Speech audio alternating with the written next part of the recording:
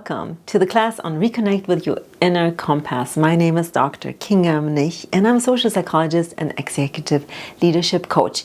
I've been doing research on emotions now for over 15 years, and it has been really fascinating to see how science has come far and the methods that we've been using in order to understand a little bit more of what it means to have a human experience, also of what it means to be a human and how we are using our emotions in order to interact with one another, create identity, create belonging, create meaning, and how we are understanding our own emotions. So this is really a guide, hopefully, for you to get a little bit more insight on what is emotional intelligence, what is the concept of effective emotionality, what are emotions, what is possibly the difference between emotions and feelings, and is there a difference? So I want to dive right into this and tell you a little bit more what we are going to be talking about today. We will start really what are emotions? What do we understand under emotions, and what are the different understandings perhaps of emotions? Now, the next thing that I want to go into a little bit deeper is the principles of emotional intelligence. What is emotional intelligence? What are the different levels? How can you use emotional intelligence? How can you create more emotional understanding and awareness?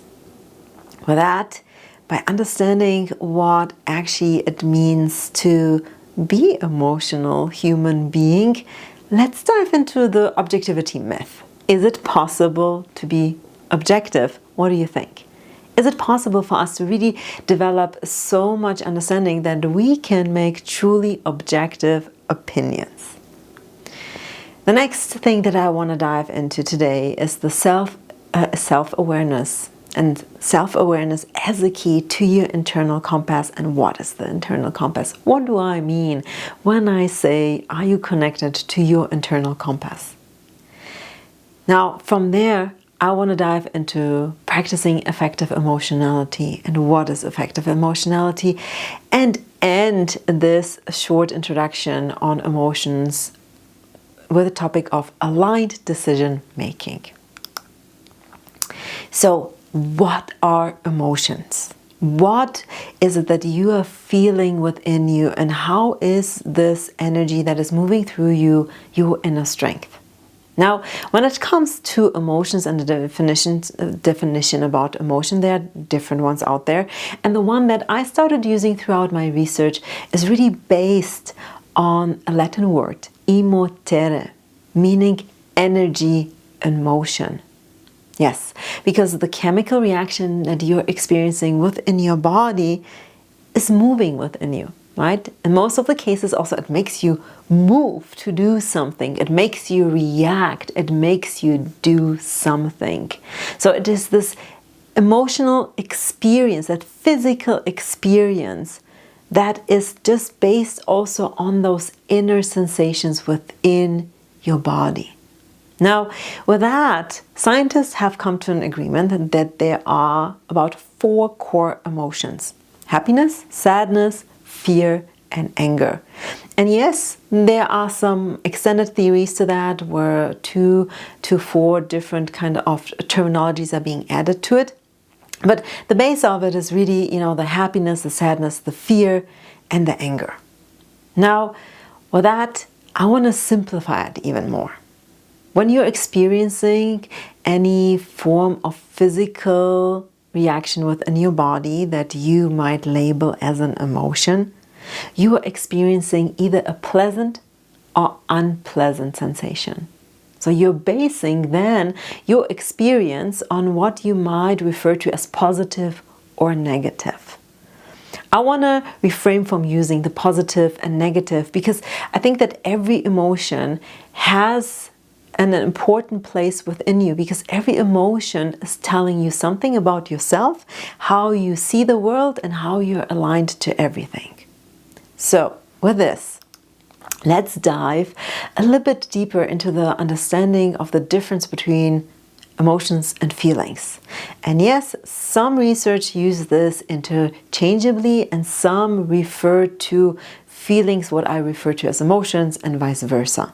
So you will find a wide range of definitions in this. But in order to move forward for us and to make it a little bit easier for you to create more awareness about emotions and what it is that you're experiencing, let's dive into the definition of emotions as a chemical reaction.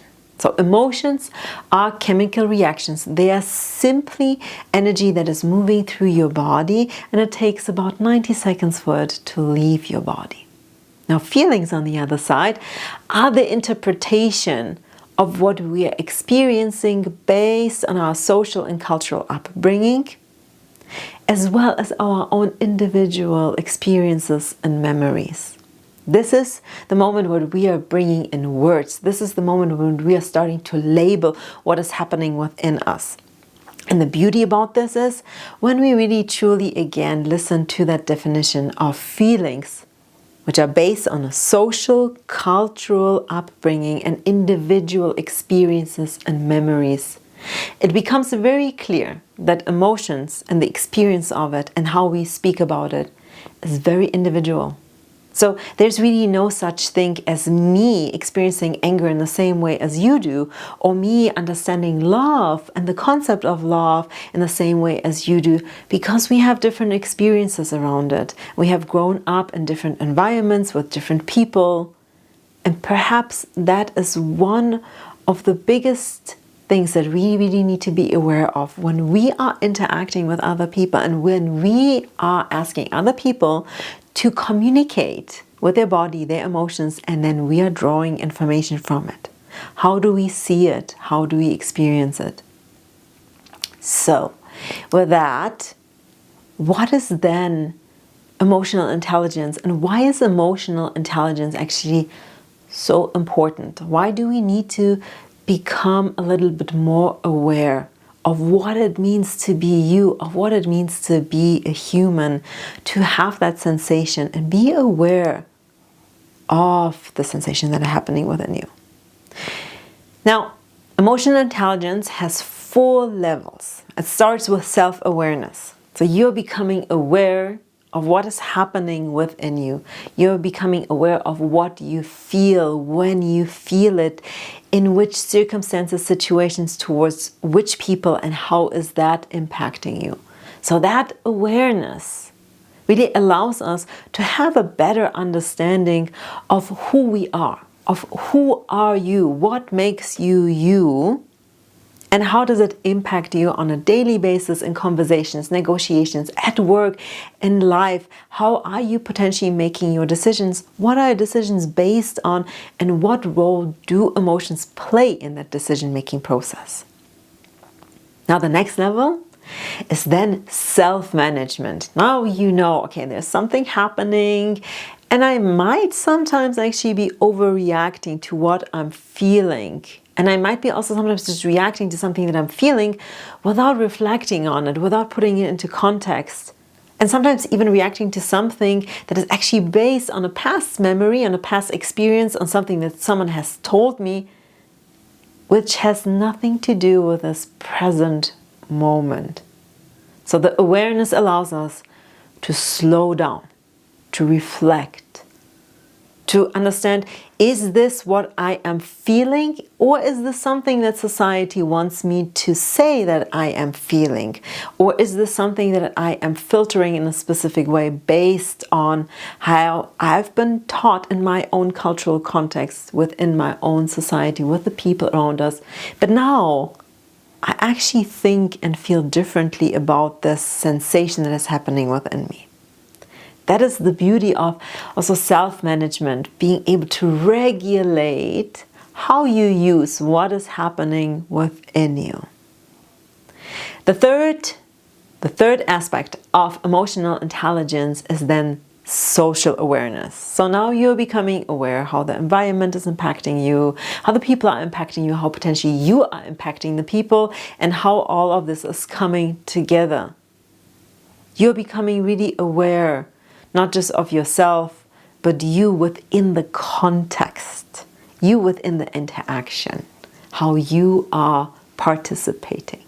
I love this part because it really gives us an understanding how we are interlinked as a community and how important it is to be interlinked, and how important it is to have relationships and also understand relationships. Which brings me to the fourth level of emotional intelligence, relationship management.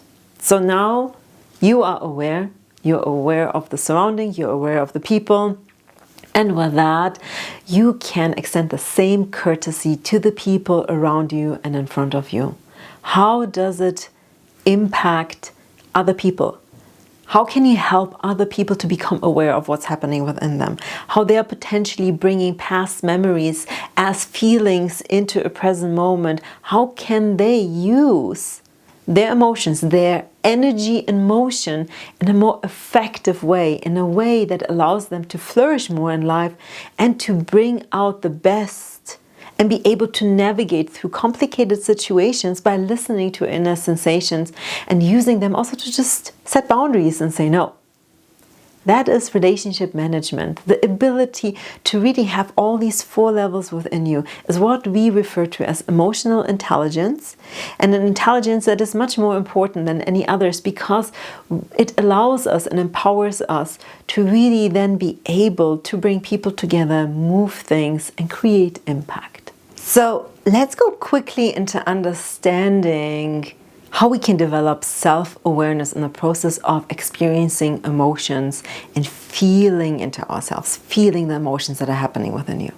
So what is the process of emotion going through your body, starting? How does the emotion start? Like, what is this, right?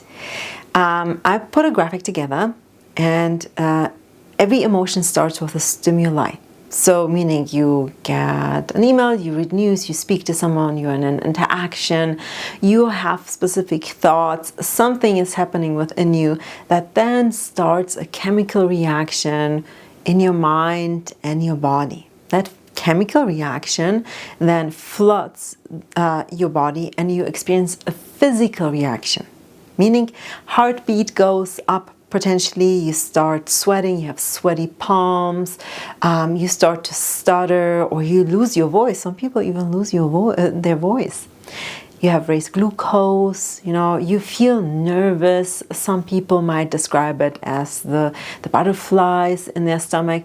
Whatever it is, whatever you're feeling inside your body is completely all right. Become aware of it, because that is how you're experiencing the energy and motion within your body. Now, the next thing is that we start processing it mentally, right? We start reflecting on it, and that might happen subconsciously or consciously, depending on your awareness level. So your brain now quickly scans through all the past experiences that you had and tries to match the current experience, pass on whatever happened in the past, whatever you have learned, and give you the same interpretation of what is happening within your body. This is where the mental and cultural concepts really come up. This is unfortunately also where the biases are in, right? You might be seeing someone and you might have a reaction because it's based on a bias, based on a past memory or experience that you are now generalizing. You're bringing it into the present moment without being actually present.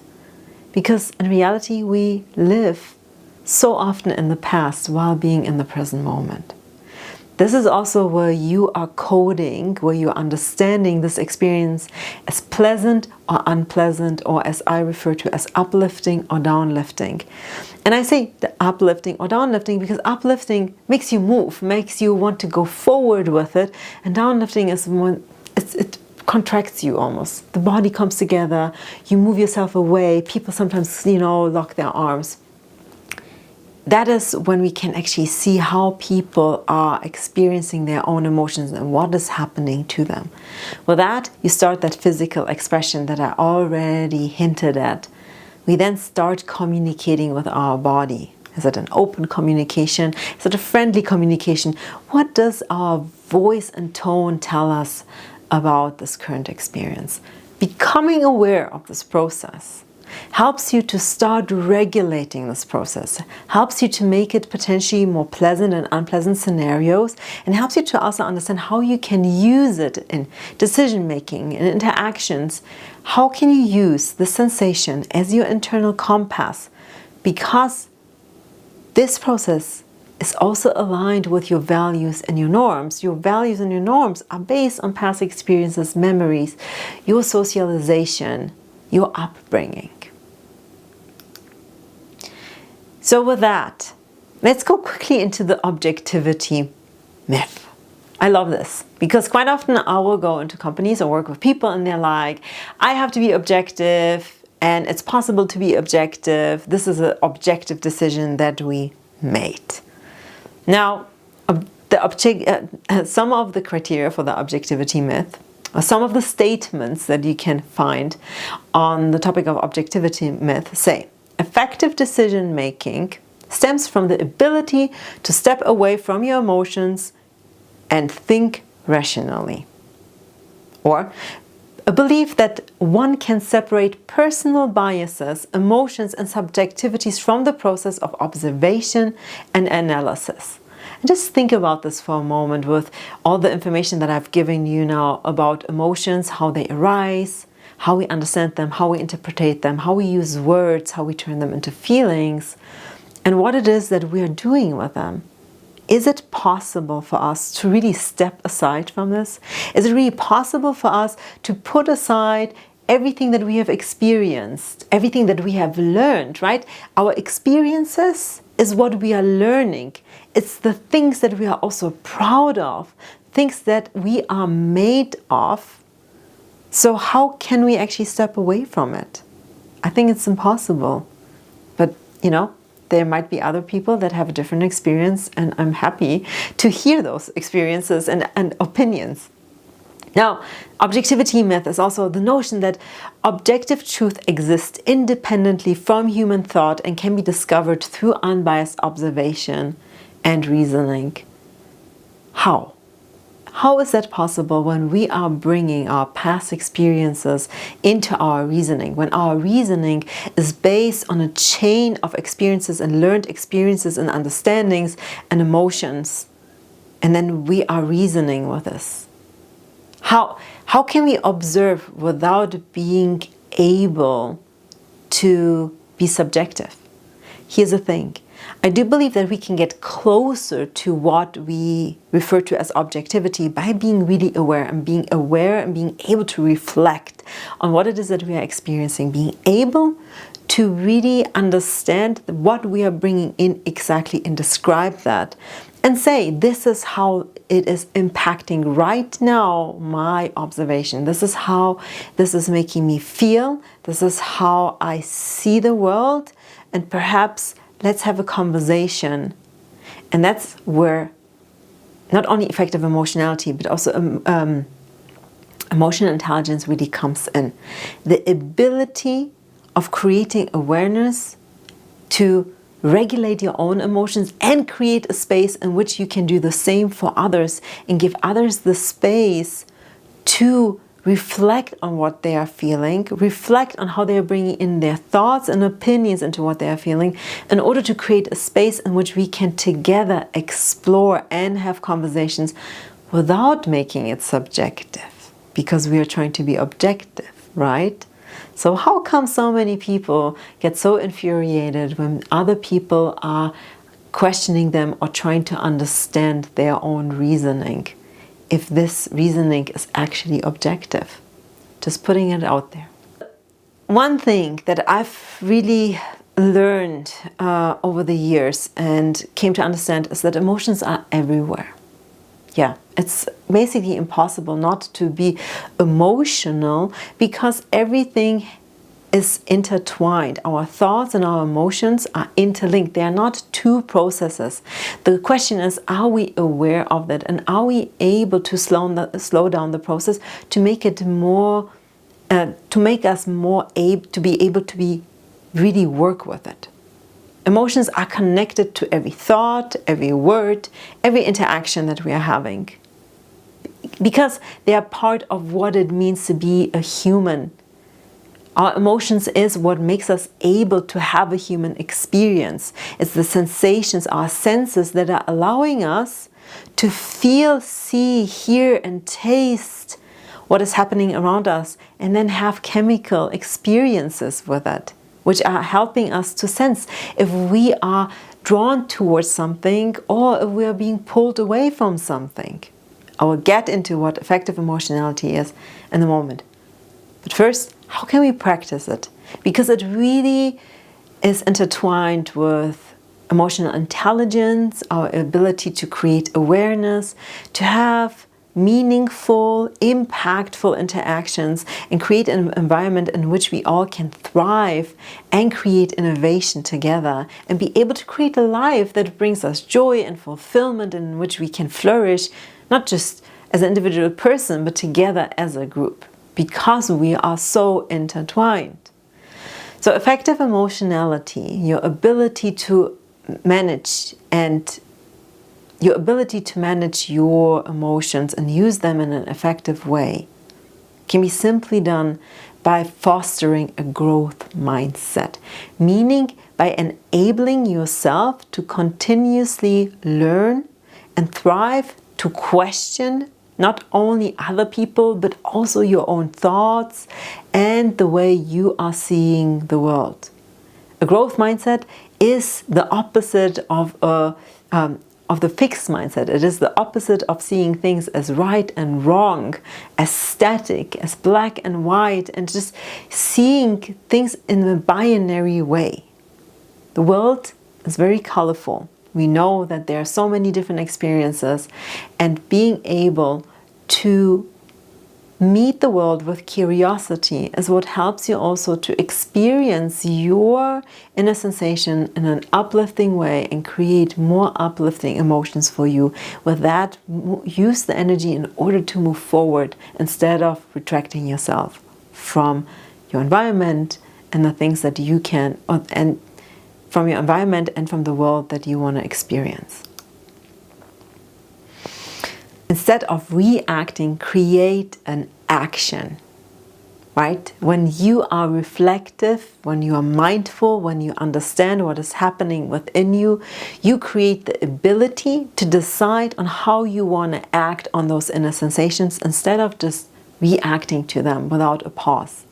Effective emotionality is your ability to use your emotional energy to move forward.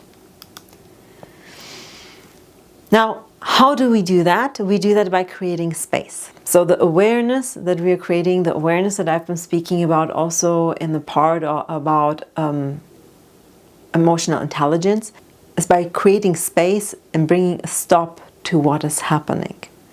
Now, I created this concept that I call the 3 E's. So it's a visualization of what is happening actually when those emotions are arising and you are interacting and things are just like happening.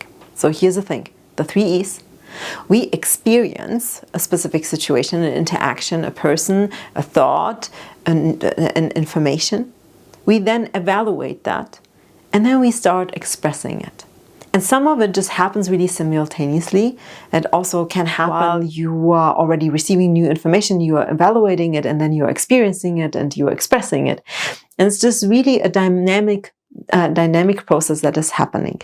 Now, in that dynamic process, if you step aside a little bit, if you start to breathe and create that space, you understand that it's up to you how you act and how you react to what is happening within you. Are you doing it in an uplifting way or in a downlifting way? And a simple way of stepping aside and creating that space is by asking you a simple question. It doesn't have to be all of these questions that I'm listing now, but maybe one. You pick your favorite one or you create your own. But one of the questions that I really like is, does this matter in the long term? I'm having right now a difficult moment and I'm experiencing an unpleasant reaction, an unpleasant emotion. Does this matter in the long term? How important will this issue be in long term, in a week, in a month, in a year? Is this a temporary feeling or is it indicative of a deeper issue? Is this something that has been going on for a bit longer and you have to really listen to it? Use your emotional compass in order to potentially set boundaries, have a difficult conversation. How can you use it in order to move yourself forward instead of repeating this situation again? What are the positive and negative outcomes of acting on this emotion? What is the emotion telling you, and how important is it for you? What would be a constructive way to express or deal with this emotion? These are some of the questions that I like to use in the work that I'm doing, and I hope that they will help you to move forward, to create more space and awareness on how to use your emotions as your internal compass. Now, with that, I want to come to aligned decision making. So there are 7 pillars, and researchers have come across these different pillars over the years. Tara Sword has summarized beautifully 6 of them in one of her books, The Source, and I have added one that I've seen people really use very often in order to make aligned decisions. So the first pillar is logic.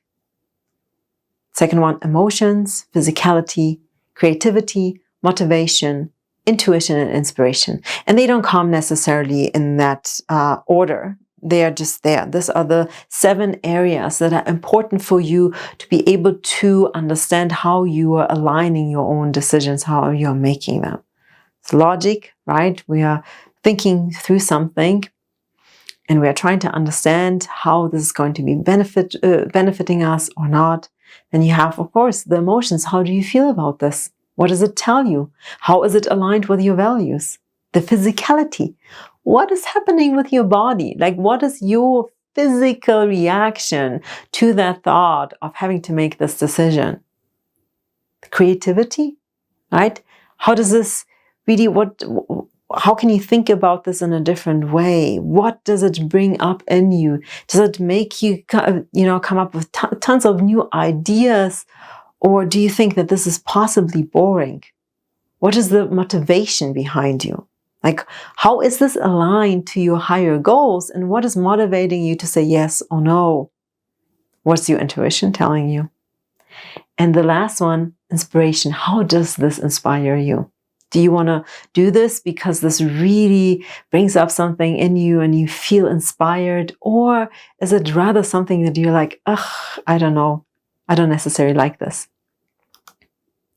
Now, once you consider the 7 areas, making a decision, the process of making a decision becomes pretty easy because you can practice awareness, right? You are now aware of your entire body, of your integrity, everything that makes you you. You understand how you can regulate your emotions in a way that it is beneficial for you. You gather the information, you analyze, you reflect, you align it with your goals and your values, and then you make that decision. And once you make the decision, you create a strategy and you act on it. Don't go back, just move forward. And here's one thing. The one thing that I've learned, that every time when a client comes to me and it's really difficult for them to make a decision, once they make that decision and start acting on it, they don't look back. There's no question, what if? It's generally, oh, I've moved forward and this is working, or I have the opportunity to learn from it. So always reflect and learn from your decisions. I hope you enjoyed this introduction into emotions, emotional intelligence, and emotional effectiveness, and are able to use some of these concepts in your own daily life and work.